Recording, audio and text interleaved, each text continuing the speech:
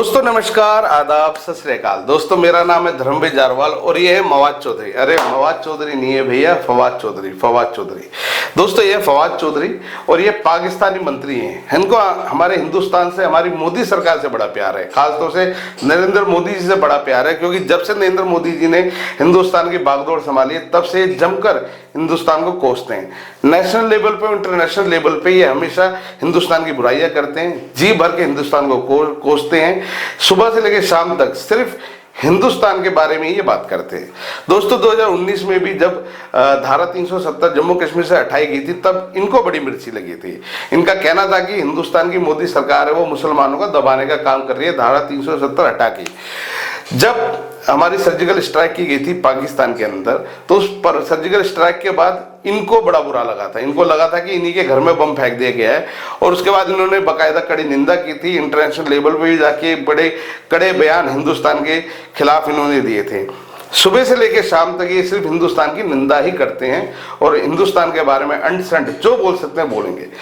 दोस्तों आप सोच रहे होंगे कि आज हम इनकी बात क्यों कर रहे हैं।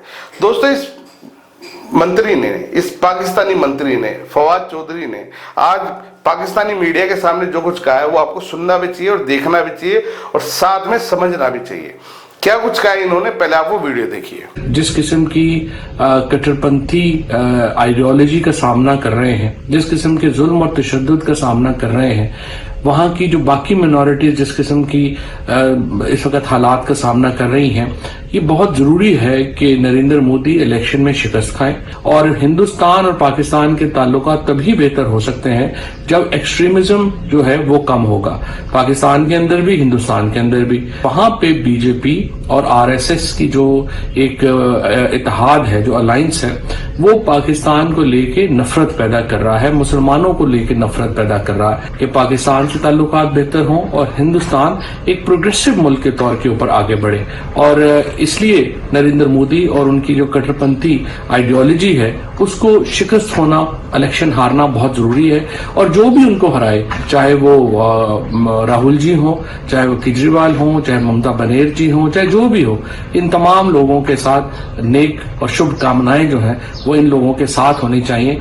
तो दोस्तों देखा आपने किस तरीके से फवाद चौधरी ने कहा है। इन्होंने कहा कि चाहे राहुल गांधी जीते, अरविंद केजरीवाल जीते या ममता बनर्जी चुनाव जीते, जो भी चुनाव जीतकर नरेंद्र मोदी को हराएगा, हमारी शुभकामनाएं उनके साथ में है।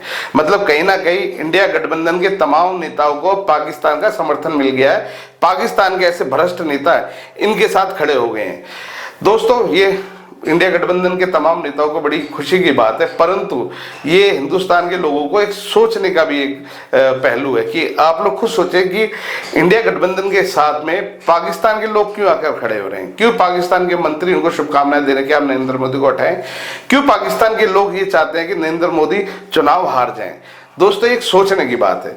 सबसे बड़ी बात यह है कि पाकिस्तान जो कि हर तरीके से हिंदुस्तान से पिछड़ा हुआ है, पाकिस्तान में आज रोजगार नहीं है, पाकिस्तान में आज महंगाई चरम सीमा पर है, पाकिस्तान में रोजगार नहीं है, पाकिस्तान में किसी भी तरीके की सुख सुविधाएं नहीं है, पाकिस्तान में आज भी टेररिस्ट कैंप चल रहे हैं, पाकिस्तान के अंदर सुबह से लेकर शाम तक हिंदुस्तान को बर्बाद करने की प्लानिंग की जाती है। उस पाकिस्तान के नेता इंडिया गठबंधन के नेताओं के साथ खड़े हो रहे हैं। ये वाकई में बड़ा ही गंभीर बात है। आप खुद जानते हैं इंडिया गठबंधन की कुछ नेता तो ऐसे हैं जिनके ऊपर हिंदुस्तानी विरोधी मुकदमे भी चलने वाले हैं। कुछ के ऊपर ये जांच शुरू भी हो चुकी है, कुछ के ऊपर होने भी वाली है। यहाँ तक कि इंडिया गठबंधन में जितने भी नेता, तमाम नेता कहीं ना कहीं किसी ना किसी केस में फंसे हुए हैं, किसी ना किसी जांच में फंसे हुए हैं। किसी के ऊपर भ्रष्टाचार के आरोप हैं तो किसी के ऊपर देश विरोधी भी आरोप लगे हुए हैं। उसके बावजूद भी ये तमाम नेता मोदी सरकार के खिलाफ खड़े हुए, एकजुट होकर खड़े हुए, और अब इनको सपोर्ट करने के लिए पाकिस्तान के ऐसे भ्रष्ट मंत्री भी सामने आ गए हैं। दोस्तों आप खुद सोच सकते हैं, समझ सकते हैं। मुझे ज्यादा बातें ना तो बताने की जरूरत है, ना ही आप लोगों को समझाने की जरूरत है। सारी चीजें आप लोग देख रहे हैं और समझ भी रहे हैं। दोस्तों किस तरीके से मोदी सरकार को घेरने के लिए पाकिस्तान के नेता भी सामने आ गए हैं, ये अपने आप में बहुत गंभीर बात है और इस बात के ऊपर आप तमाम देश की जनता को सोचना भी चाहिए। तो दोस्तों आप भी देखिए वायरल वीडियो। इस वीडियो के बारे में आपकी अपनी क्या राय है हमें कमेंट्स करके जरूर बताएं। इस तरह के फवाद चौधरी के बारे में आपकी अपनी क्या राय है, पाकिस्तान को लेकर आप लोग क्या सोचते हैं दोस्तों, हमें कमेंट्स करके जरूर बताएं। और एक बड़ा ही महत्वपूर्ण सवाल क्या अगर इंडिया गठबंधन के तमाम नेता चुनाव जीत जाते हैं और प्रधानमंत्री नरेंद्र मोदी को हरा जाते हैं तो क्या ये इतने इस लायक हैं, इस काबिल हैं कि ये पाकिस्तान को आईना दिखा सके या आने वाले समय में पाकिस्तान से टक्कर ले सकें, जिसको अब चाइना का पूरा समर्थन मिल रहा है। दोस्तों, ऐसे इंटरनेशनल मुद्दों के लिए हमें कहीं ना कहीं एक ऐसी सरकार चाहिए जो अपने निर्णय ले सके, क्योंकि जिस सरकार के अंदर इतने सारे नेता होंगे जो कि सबके सब भ्रष्ट हैं और उसके बाद जबकि सबकी सोच अलग है। चुनाव से पहले आप लोगों ने देखा था रोज इन नेताओं के बीच में आपस में जूत बज रहे थे, ठीक है, रोज ये एक दूसरे को नीचा गिराने की कोशिश कर रहे थे। राहुल गांधी के बारे में अखिलेश यादव ने क्या कहा था, ममता बनर्जी ने क्या कहा था, यहाँ तक कि अरविंद केजरीवाल सोनिया गांधी के बारे में क्या बोलते थे, आप सभी जानते हैं। ये तमाम नेता आज अगर चुनाव जीत भी जाएंगे तो क्या आपको लगता है कि ये इस लायक हैं कि ये पाकिस्तान के खिलाफ, चाइना के खिलाफ खड़े हो सकें? ये मैं आपके ऊपर छोड़ते हूँ दोस्तों। तो इन चीजों को समझने की जरूरत है और समझने के साथ एक गहन, एक कड़ा निर्णय लेने की भी जरूरत है।